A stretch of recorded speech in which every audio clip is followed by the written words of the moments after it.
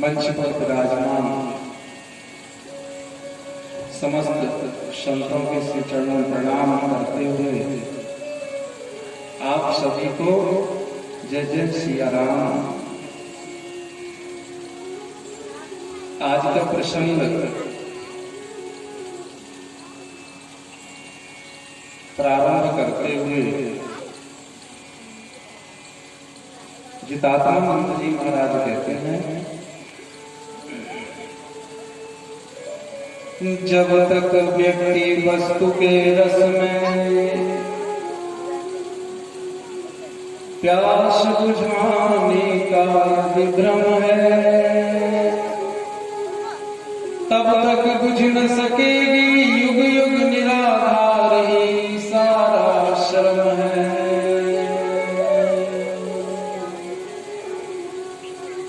और इसी जितात्मानंद जी इसी बात को शंकर भगवान कहते हैं पार्वती मैया का।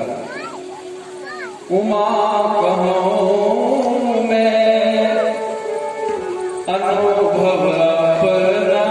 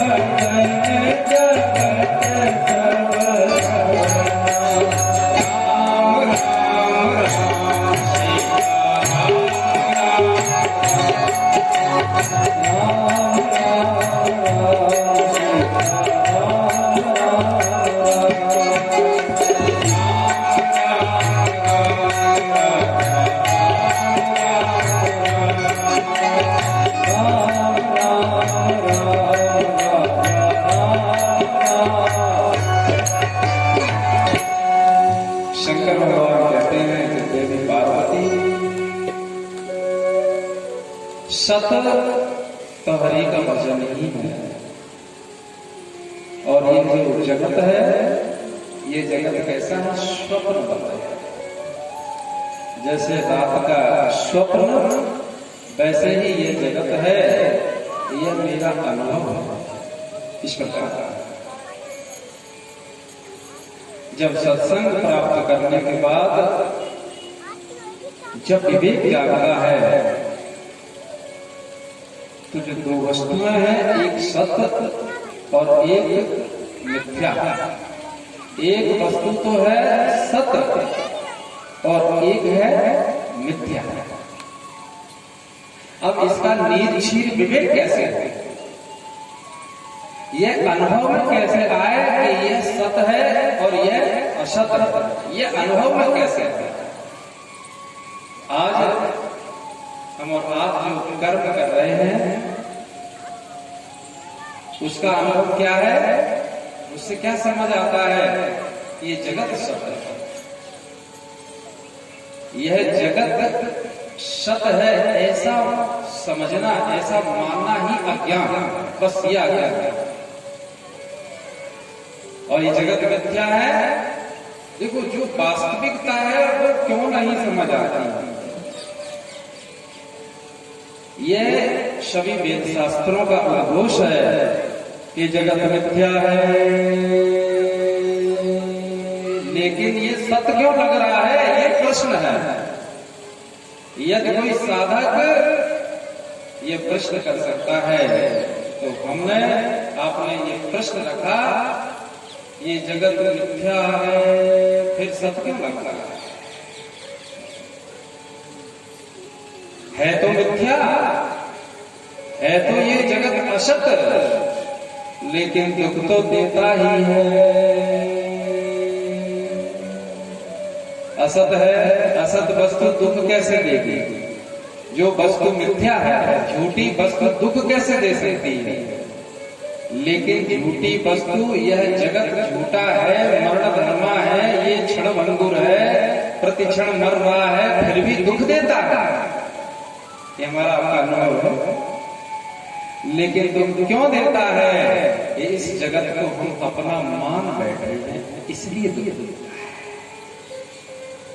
अब यहां क्या रहस्य आया कि जो अपना मान बैठे हैं, भाई मिथ्या वस्तु को अपना क्या मानना?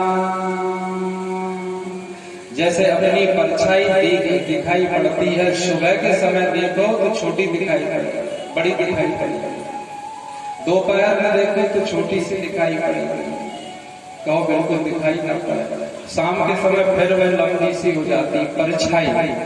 अब परछाई सत्य है कि मिथ्या है? परछाई तो मिथ्या है, लेकिन यदि कोई परछाई को यह मान ले कि यह परछाई को हम टिका के रखना चाहते हैं, यह वैसे ही बनी रहे जैसे देखी, तो यह दुख दे देगा, क्योंकि ये तो घटेगी बढ़ेगी, तो यह देह घटेगा बढ़ेगा। और इसमें हम अटल बुद्धि रखना चाहते हैं कि यह शरीर घटे बढ़े नहीं, यही दुख का कारण है। जैसा होता है हो जाने दो, जो हुआ अच्छा हुआ, जैसा हो जाने दो। ये क्या है? ये शरीर तो बदलेगा, ये परिस्थितियां तो बदलेंगी। अनुकूल परिस्थिति और प्रतिकूल परिस्थिति क्या संत के जीवन में नहीं आती? ये तो सबके जीवन। क्या राम जी जब मानव लीला करने आए, जब मनुष्य बन करके आए, तो क्या उनके जीवन में प्रतिकूल परिस्थिति नहीं आई? हमें तो लगता है कि प्रतिकूल परिस्थिति में तो भगवान श्री कृष्ण का जन्म ही हुआ। बोलो, कहाँ थे तब उनके माता पिता? जब वो प्रकट हुए तब उनके माता पिता कहाँ थे? भगवान श्री कृष्ण के जेल में। जहाँ हम और आप मथुरा जाते हैं और कृष्ण जन्म स्थली है, जन्मभूमि हमने आपको देखी, वह पहले जेल हुआ था, आज वह पूज रही है। हम और आप वहां पूजा करते हैं, क्योंकि भगवान प्रागट्य है। तो अनुकूल और प्रतिकूल परिस्थितियां सबके जीवन में आती हैं। सबका जो सदुपयोग कर ले जाता है इस जगत में, सबसे सीखो, सबसे सीखो, सबसे सीखो, सीखो, सीखो। जिसने सीखने की प्रवृत्ति बना ली वह इस भवसागर से पार होगा। प्रत्येक व्यक्ति से सीखो, प्रत्येक परिस्थिति से सीखो। यह समस्त प्रकृति हमारी आपकी गुरु है। ये संपूर्ण प्रकृति गुरु है। यह पूरी प्रकृति हम और आपको कुछ न कुछ सीख रोज दे रही है। सीखना, सीखना और सीखते सीखते सीखते सीखते करते करते अभ्यास के जड़मती होत सुजान। जो जड़मती है वह भी चेतन हो जाती है। कैसे?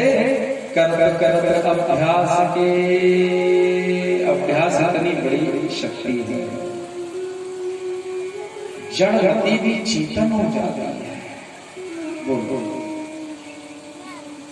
जब यह जड़मती जब चेतन होगी क्या होगा? धीरे धीरे धीरे यही बुद्धि। अब हम आपको एक नई परिभाषा वेदांत से देते हैं। बुद्धि की परिपक्व अवस्था को ही क्या कहते हैं? ज्ञान कहते हैं, आत्मज्ञान।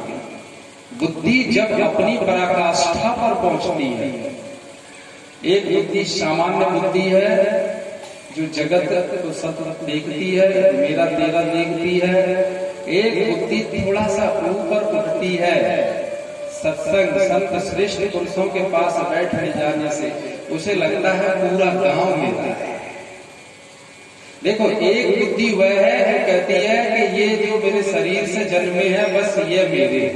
एक बुद्धि यह है, आप देखिए इसको क्या कहा? ये सामान्य बुद्धि। ये तो पशु पक्षियों में भी है। पशु पक्षी कॉलेज पढ़ने नहीं गए, स्कूल पढ़ने नहीं गए, सत्संग नहीं किया, लेकिन ये बच्चे मेरे हैं, ये पशु पक्षियों में भी है। हमें लगता है कि हम और आपसे उनकी बुद्धि हमें अच्छी लगती है। क्यों? क्योंकि जब उनके बच्चे बड़े हो जाते हैं तो वे उड़ जाते हैं, फिर वे उनके माता पिता उन बच्चों के पीछे पीछे नहीं फिरते। उड़ गए, चले गए, चले गए। लेकिन हम और तुम जब तक मर नहीं जाते, जब तक देह नहीं छूट जाता, तब तक और उनके बच्चे और उनके बच्चे और उनके बच्चे और। तो हमें लगता है ये कैसी बुद्धि है? यहाँ इस बुद्धि को कहेंगे कि पशु पक्षी से भी गिरी हुई बुद्धि। आप देखो, आप भोजन परोसना, भोजन, और कोई व्यक्ति कितना भी पेट भरा हो लेकिन उससे कहोगा एक रसगुल्ला तो कहेगा हाँ कुछ बात है। लेकिन पशु पक्षी का पेट भर जाए फिर आप कितना भी अच्छा दरिया मिलाओ लेकिन वो मुंह फेर ही लेगा। उनका शारीरिक शरीर का संबंध ऋतु काल में होता है, उनकी ऋतुएं होती हैं, लेकिन मनुष्य की कोई ऋतु नहीं है। मनुष्य का शारीरिक संबंध प्रारंभ होता है युवा अवस्था से और चलता ही रहता है। उनका कोई निश्चित समय नहीं है। इसका प्रतिफल क्या होता है कि राक्षस जैसे लोग जन्म लेते हैं। यह दृष्टांत श्रीमद् भागवत में आया है। जब दिति ने कश्यप ऋषि के वस्त्र खींचे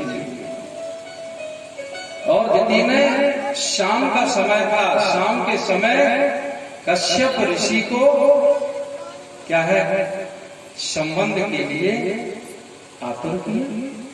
उसका परिणाम क्या हुआ कि हिरण्याक्ष और हिरण्यकश्यप असुर पैदा हुआ। उसका यह शाम के समय कुछ कार्य वर्जित रहते हैं, ये विद्वान होता है। शाम के समय कभी भोजन नहीं करना चाहिए। जब संधि बेला हो, संधि की बेला में भोजन नहीं करना चाहिए। और स्त्री पुरुष समागम नहीं करना चाहिए, स्वाध्याय नहीं करना चाहिए, किताब नहीं पढ़ना चाहिए। क्यों? क्योंकि उस समय क्या है, नेत्रों की ज्योति कम हो जाएगी। और शाम के समय सोना नहीं चाहिए, नहीं तो कोई सो जाए। वह समय भजन का होता है। उस समय चाहे आप 5 मिनट बैठो, संधि बेला के समय, शाम के समय भगवान का नाम लेना चाहिए, शांत बैठना चाहिए।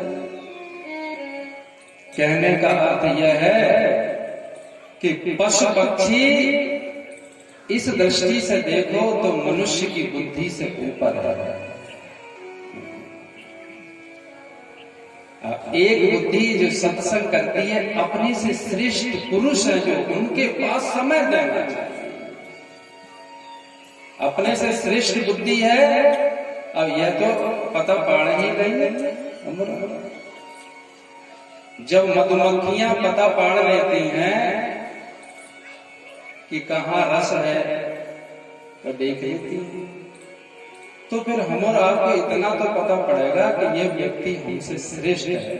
अब आप ऊपर से उसे मानो ना मानो तो खुशी आ गई, लेकिन ये तो पता लग जाता है कि ये व्यक्ति हमसे श्रेष्ठ है।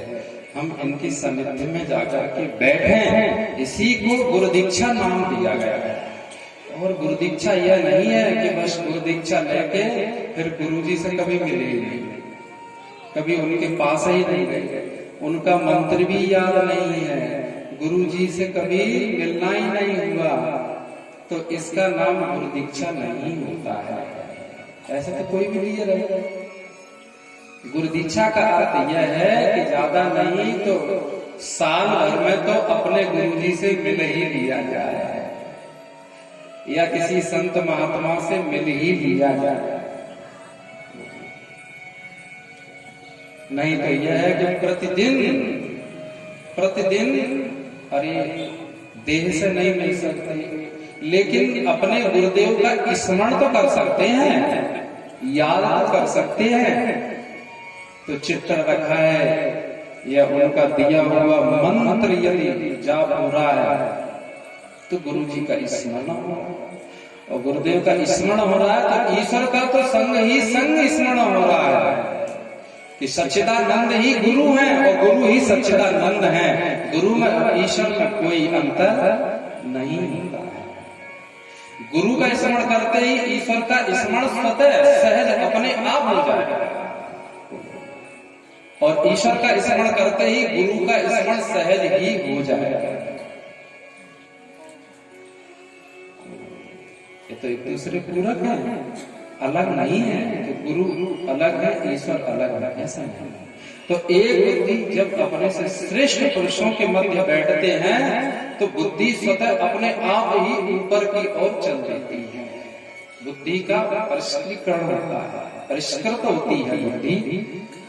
तब फिर वह व्यक्ति कहता है कि नहीं, मेरे केवल शरीर से जन्मे हैं वे ही मेरे नहीं, मैं जिस गांव में रहता हूँ वह पूरा गांव ही मेरा है। तो मैं जो भी कर्म करूंगा गांव के हित के लिए करूंगा। यहाँ जैसे ये बालक लोग, आप सभी लोग भरपूर सहयोग लेते हैं आप बालकों को। यह जो कार्य यहाँ चल रहा है हनुमान जी मंदिर प्रांगण में, तो इसमें पूरे गांव का हित ही तो छिपा है। पूरे गांव के हित के उद्देश्य से यह कार्यक्रम आयोजित होता है। तो फिर वह बुद्धि समझती यह पूरा गांव मेरा है, तो कोई भी कार्य किया जाए गांव के हित में किया जाए। और बुद्धि थोड़ा ऊपर चलती है तो कहते हैं भाई पूरा जिला ही मेरा है।